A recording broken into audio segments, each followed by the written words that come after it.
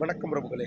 நான் உங்கள் ஐயனா துபாய் அபுதாபியில் இருக்கு. பாருங்கள், நேற்று தமிழ்நாடு சட்டமன்றத்தில் எதிர்க்கட்சி தலைவர் உதயநிதி ஸ்டாலின் அவர்கள் தமிழ்நாடு முதலமைச்சரை வாயை திறந்து பேசுங்க, ஏதாவது சொல்லுங்க, பேசுங்க பேசுங்கன்னு சொல்லி பெரிய போட வச்சுக்கிட்டு சட்டசபையில் வந்தாங்க. ஆனால் இன்றைக்கி பார்த்தீங்கன்னா தமிழ்நாடு முதலமைச்சர் ஜோசப் விஜய் அவர்கள் இன்றைக்கி பேசினாங்க. பேச ஆரம்பித்த உடனேயே, அதாவது எப்படின்னா, எங்களுக்கு ஊழல் செய்ய தெரியாது, எங்களுக்கு நகையை உருக்கி அழித்து கொள்ளையடிக்க தெரியாது, அதாவது இப்போ டெண்டர் வருதுன்னா அதில் ஏலத்தை கூட்டி அதில் எங்களுக்கு கொள்ளையடிக்க தெரியாது, மக்கள் பணத்தை நாங்கள் கொள்ளையடிக்க மாட்டோம், இப்படி தான் பேச ஆரம்பித்தாப்புல. வெளிநடப்புன்னு சொல்லி சட்டசபையை விட்டு எதிர்க்கட்சி தலைவர் எம்எல்ஏ எல்லா பேரும் வெளியில் போயிட்டாங்க. எப்படின்னு பாருங்க. உண்மையிலேயே நாங்கள் மக்களுக்காக சேவை செய்த வந்திருக்கோம், நாங்கள் ஊழல் எதுவுமே செய்ய மாட்டோம், ஊழல் செய்கிறவங்களையும் நாங்கள் விட மாட்டோம் அப்படின்னு சொல்லி தமிழ்நாடு முதலமைச்சர் பேசுகிறது உண்மையிலேயே வரவேற்கத்தக்கது. ஊழல் செஞ்சவங்களை பூராமே தூக்கி உள்ளே வச்சு அவங்க கொள்ளையடித்த பணத்தை ஃபுல்லாக வாங்கி அரசு கசானாவுக்கு கொண்டு வரணும்.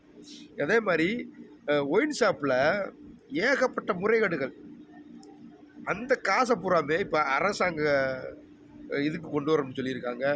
அதே மாதிரி இந்த பள்ளிக்கூடங்கள்லாம் பார்த்திங்கன்னா ரினியூலுக்கு வருஷம் ரினியூலுக்கு அதில் கட்சி நிதின்னு சொல்லி வாங்கியிருக்காங்க திமுக கட்சிக்காரங்க. 5 லட்சம் 4 லட்சம் இந்த மாதிரி எல்லாமே கண்டுபிடிச்சிருக்காங்க.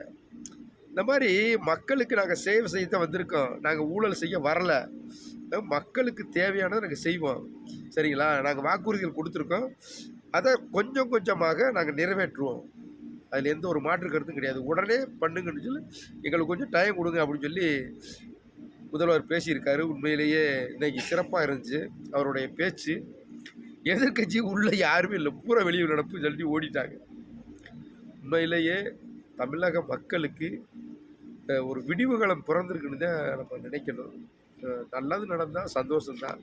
அதாவது எந்த ஒரு அரசு திட்டமாக இருந்தாலும் சரி, அதில் கொள்ளையடிக்காமல் அந்த திட்டத்துக்கு கொடுக்குற பணத்தை வச்சு நல்ல சாலைகள், நல்ல தண்ணி டேங்கு கட்டுறது, நல்ல கழிவுநீர் வாய்க்கால் போடுறது, ரோடு போடுறது, இதெல்லாம் ஊழல் இல்லாமல் அவங்க செஞ்சுட்டாங்கன்னு வச்சுக்கோங்களேன், உண்மையிலேயே கொண்டாடுவாங்க விஜய் அவர்களை. உண்மையிலேயே சிறப்பான தொடக்கம். பேசினாங்க. பேச ஆரம்பித்த உடனே எல்லாருக்கும் பெரிய வேதனையாக போச்சு.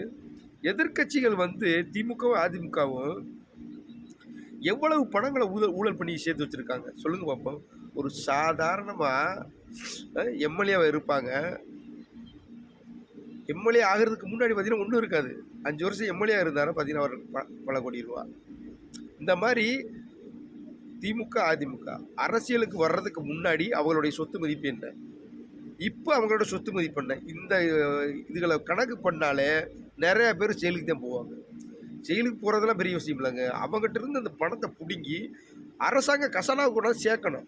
இப்போ கல்குவாரி எடுத்துக்கோங்க, எவ்வளவோ முறைகேடுகள் பண்ணி பெர்மிஷன் வாங்காமல் எவ்வளோ பேர் கனிமங்களை சுரண்டி கொள்ளையடிச்சு வச்சுருக்காங்க. அந்த மாதிரி ஆள்கள்லாம் கேஸை போட்டு அவங்க சொத்தப்புறம் பறிமுதல் செஞ்சு அரசாங்க கசனாவுக்கு கொண்டு வரணும் பணத்தை. அந்த மாதிரி தமிழ்நாட்டில் எந்த ஒரு துறை எடுத்துக்கிட்டாலும் சரி, ஊழல் செய்யாத துறையே கிடையாது. இப்போ ஏபா வேலு எடுத்துக்கோங்க, அமைச்சராக இருந்தார் போன வண்டி. அவர் ஒரு 16 கோடி ரூபாய்க்கு ஒரு பாலத்தை ஒன்று கட்டினார். அந்த பாலம் 6 மாதத்திலே உடஞ்சி ஆற்றோட போயிடுச்சு. அந்த கான்ட்ராக்ட்காரரையும் அதுக்கு துணையாக இருந்த அதிகாரிகளை எல்லா பேருமே பிடிச்சி உள்ளே வச்சு அந்த 16 கோடி ரூபாயும் மீட்டு அரசாங்க கசானாவை கொண்டு சேர்க்கணும்.